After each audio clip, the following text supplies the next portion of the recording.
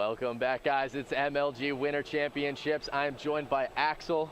We've had some opportunities to cast today together, man. It's been an fun. absolute, been having a blast. But you know what? I got to say, for those of you at home, I'm sure you're having a great time watching the streams. In fact, I appreciate you watching the streams. It allows my commentary to be able to help some people out if you were unable to make it out to MLG. But if you had the opportunity, I got to say, I think you missed out.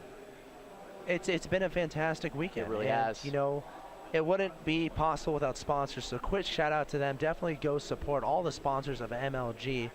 Their info can be found pretty much everywhere on the website. But we're waiting to get into a game here between Naniwa and Huk, a PvP that should be pretty darn amazing. We've talked about it a little bit. But you know, you asked me before, who do I think is going to win it? And it's just like, these are the two players. These are the two foreigners that everyone pretty much looks up to. Yeah. They're the representatives of the foreigner scene. They're the last two foreigners in this tournament, right? I'm pretty sure.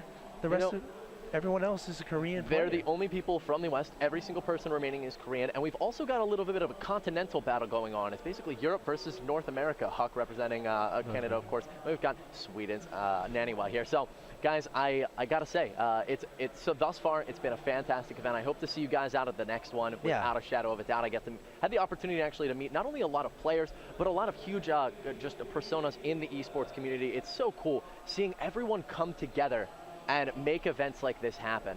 Yeah, and if you get a chance, definitely try to head out to an MLG Live. Yeah. That is something you have to do at least one time in your life. Say hi to all the players. If not, find a Barcraft in your area. It really enhances the Barcrafts experience. are amazing. Everything. You know what? Barcrafts can actually almost perform at a quality equal to MLG because it's all about being surrounded by the energy that esports brings. When you're with people, when you're with fellow fans.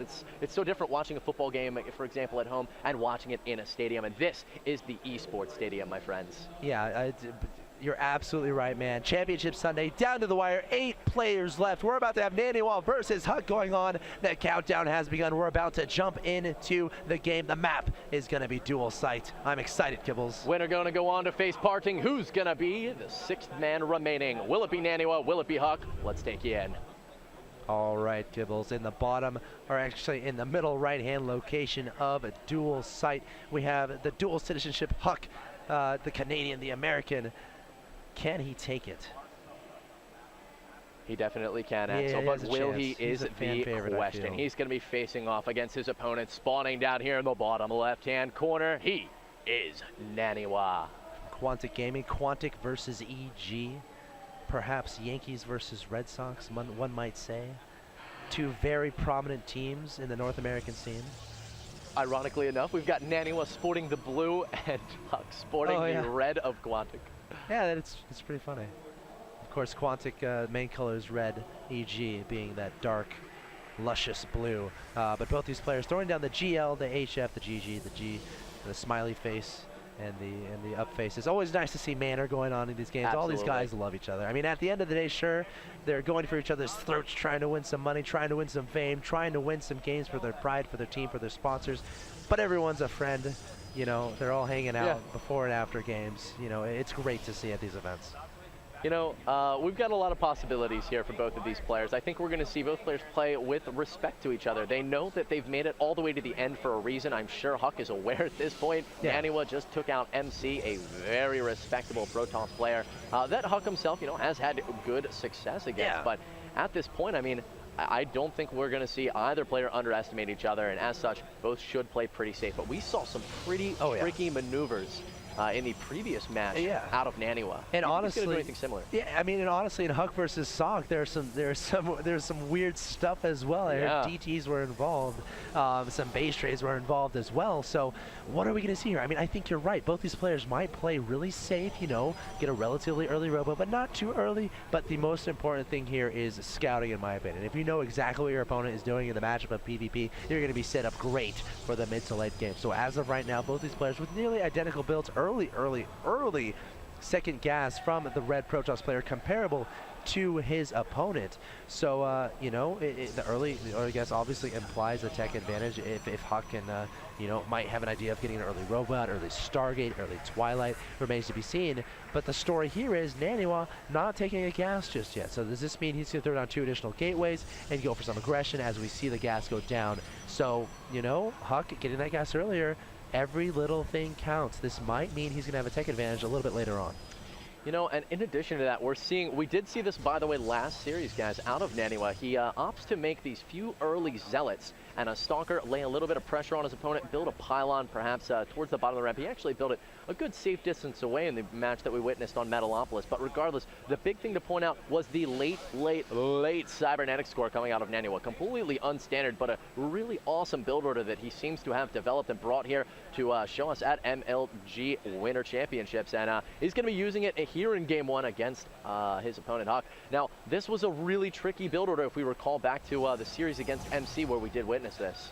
Yeah, and Huk is he's getting a Twilight Council. Naniwa not putting down any additional tech just yet. Chrono boosting out a few Stalkers. We'll have to watch out for those engagements in the middle of the maps in PvP. Those are so important. If you lose a Stalker, if you lose a Zealot in the early game, that can be huge leading into the mid game. We see right now, though, Naniwa adding on a robotics facility. Neither of these players scouting each other, we can see from that vision can. And here's what's going to happen here.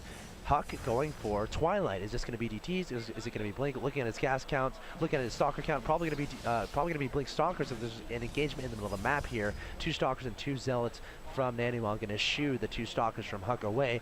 And Naniwa behind this putting down a Robo. So, you know, Huk might be pretty darn aggressive with these Blink Stalkers. The question is, will Naniwa be able to get a couple of Immortals out? And more importantly, will he be able to protect them? Yeah, what's interesting here is what Naniwa is going to go for. You know, he got this very, very late Cybernetics core that we do recall. His Warp Gate about to finish just now. He's also got 2 gateways currently underway. If he wanted to go for some Immortal pressure, we likely would have seen a larger influx of units here. And it looks like he is going to throw down a Robotics Bay, ultimately going to go for what looks to be a Colossus timing. Whether he will wait for 1 or 2 Colossus, we'll have to wait and see.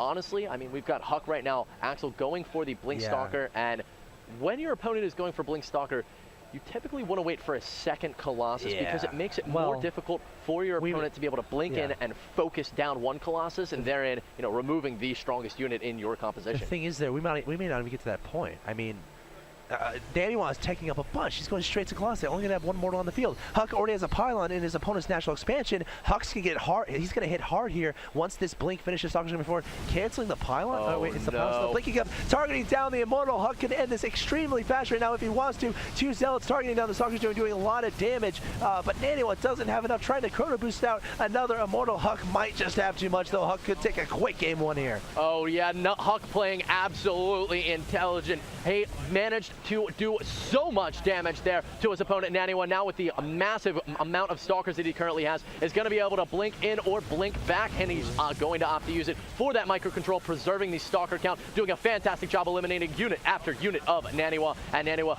only down to just 3 Stalkers now, both of them in very low on health, and Immortal does spawn, however, and is going to force these Stalkers to retreat for the moment. Wow, so Naniwa solidifying a little. If we can look at the income tab really quick to see how many probes Huk actually killed there. Naniwa so far behind in probes. Huk going to try to engage again. Naniwa has this Immortal, an extremely important unit. Huk blinking up once again, targeting down the Stalker's going to try to get the Immortal yet. But Naniwa, he's doing decently, but that Immortal is the only thing he has left alive, really, barring a couple Zealots. But Huk is going to target those down, and Naniwa is in so much trouble here, down 41 to 24 supply. Yes, he sustained a massive amount of economic damage, and a lot of this comes down to the fact that when Huk got into the base, he sent just 1 Stalker to make it look like it was being sacrificed, but then used that Stalker to gain vision on the high ground and blink all of the other ones up. Right now, this Immortal being forced back by Zealots, by a number of Stalkers from Huk. Only 2 Zealots remaining for Naniwa. He's not going to tap out quite yet, but he's looking in the most dire of positions, Axel. I don't know what Naniwa can do here. There is the GG from Naniwa. So Huk is going to take game number 1 in a convincing fashion, and here's what happened in that game. Naniwa went for the quick Colossi. Huk went for Blink Stalker play. That's one of those things that's happened. If you don't control your units perfectly, if you're going Colossi, you're investing so much into tech. You're investing in those Colossi. If you're not going to have any Colossi on the field, that's not going to help when your opponent is investing all of his resources into a Blink Stalker attack that's meant to kill you on 1 base. So Huk able to blink up, target down the Immortal that came out, and Naniwa just unable to defend, not having the sufficient unit count out to defend against that aggression. Absolutely, Axel. Now, he did have a sentry that had 2 force fields able to be dropped, could have warped in additional ones, but there was a critical error that Naniwa made. When the Stalkers did approach, 1 Stalker led the pack, and the rest were far, far behind. Naniwa allowed that Stalker to proceed upwards to the top of the ramp, didn't see it as much of a threat, didn't throw down a force field, not seeing it as such, and the Stalker was able to survive long enough that it provided vision for the rest of the Stalkers to get close enough to all blink then up into the main.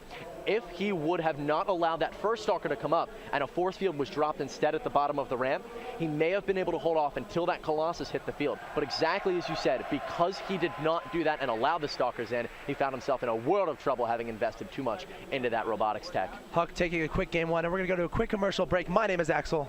I am Kibbles. We'll be right back.